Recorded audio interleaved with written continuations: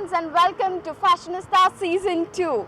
Well, today I have a different concept altogether. We are here at Janota, which is the best place for shoemaking.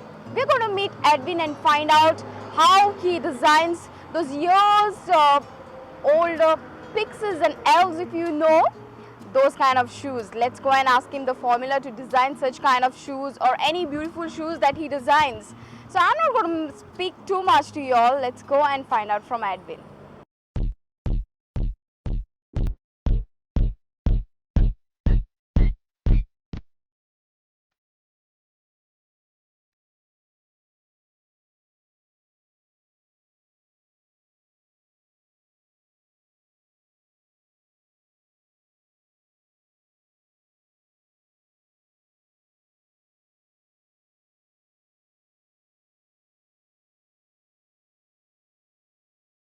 Edwin, I'm so glad to meet you.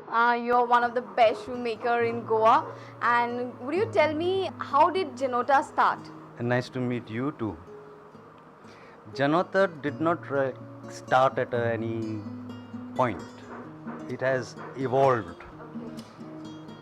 It has evolved over time because somewhere along the line I decided that I do not want to pursue academics and do a conventional job.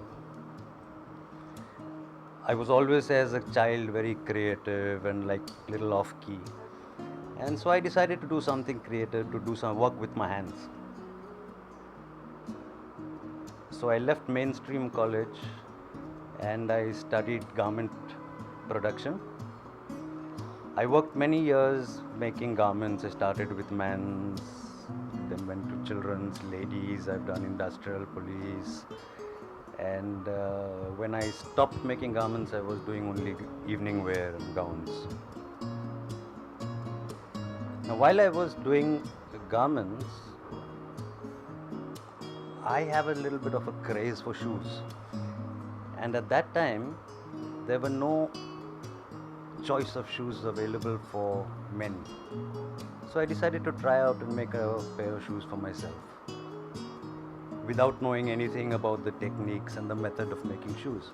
So I started experimenting, and through a process of trial and error, I managed to make one pair of shoes that was good.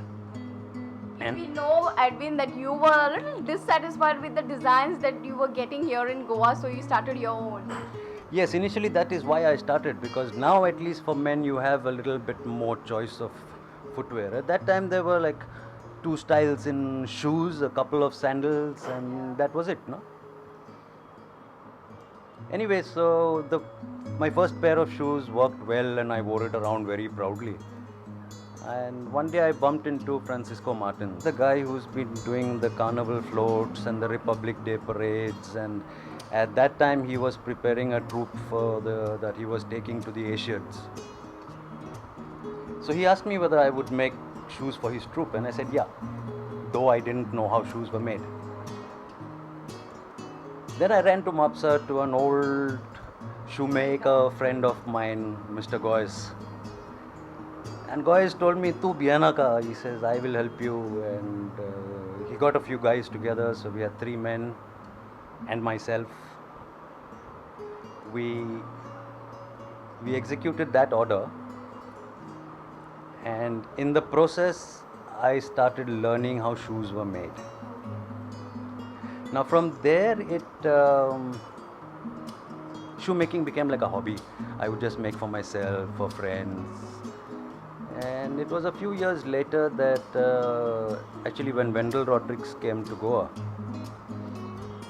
he had heard about me, and then we met at some function, and I started making shoes for him.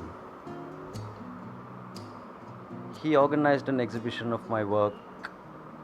Click well. Yeah, the first show that he did, people liked the shoes. And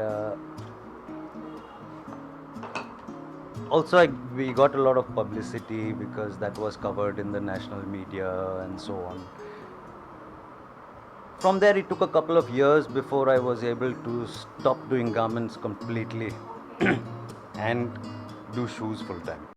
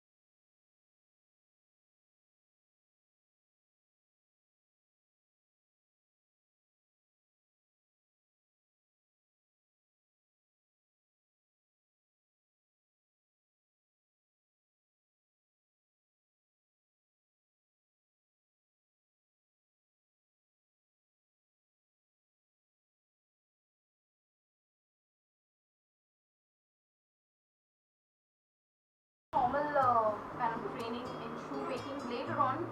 No, in shoemaking I have no formal training at all.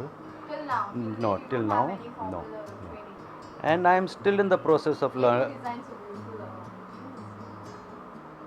Maybe not having formal training is an asset, is an advantage, because I'm not restricted by the rules of training. I'm more free to experiment and to.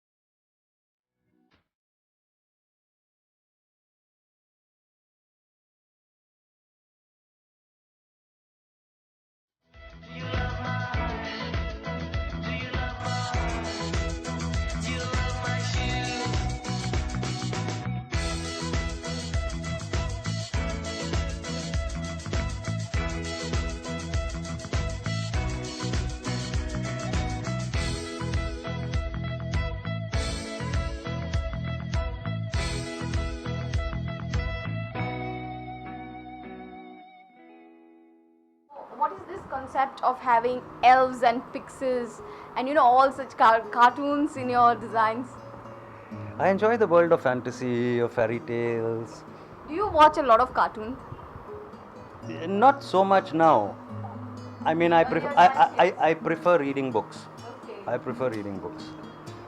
And also my love for nature and flowers and stuff. I think these are a few of the things that inspire me. Do you use any kind of specific colors for your shoes when you make, or any kind of new style which is coming in town or something like that? See, when I buy leather, I buy very limited amount so that we can keep changing. So we don't get stuck with any particular colors. We keep changing our colors and we don't repeat them so much.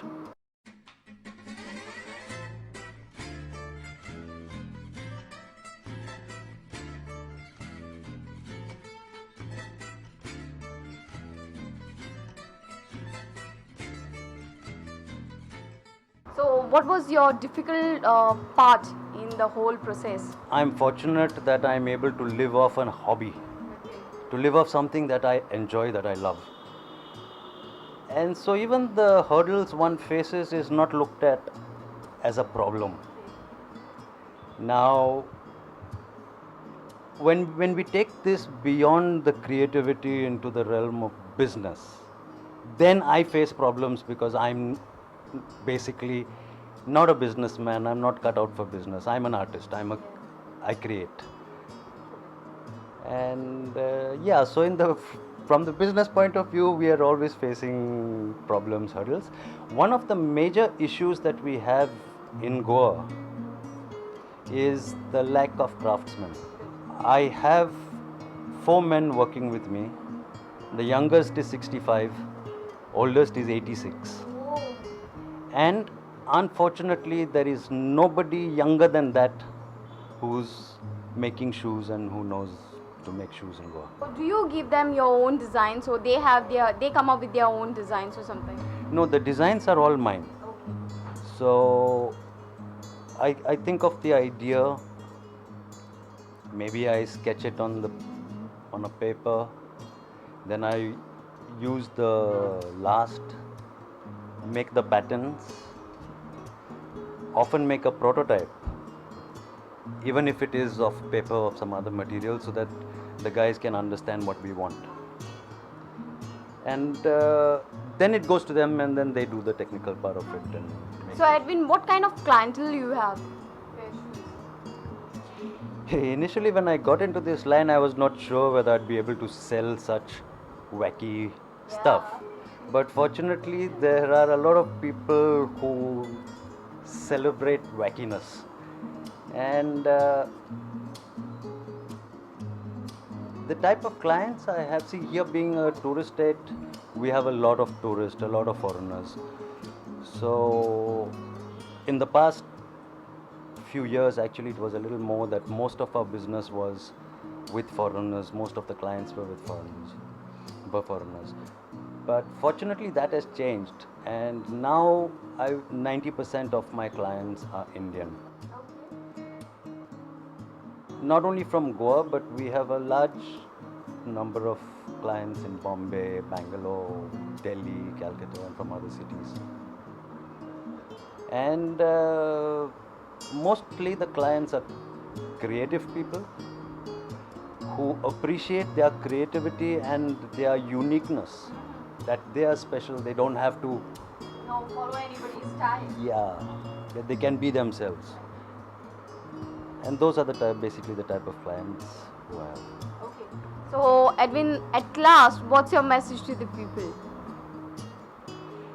See, I am where I am, and I am enjoying what I am doing, basically because right from a young age, I had decided to follow my heart.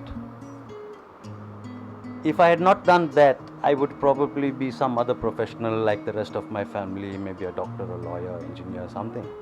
Okay. But You chose to be something different. I chose to be myself and to follow my heart. And so my advice to people, to others also is follow your heart.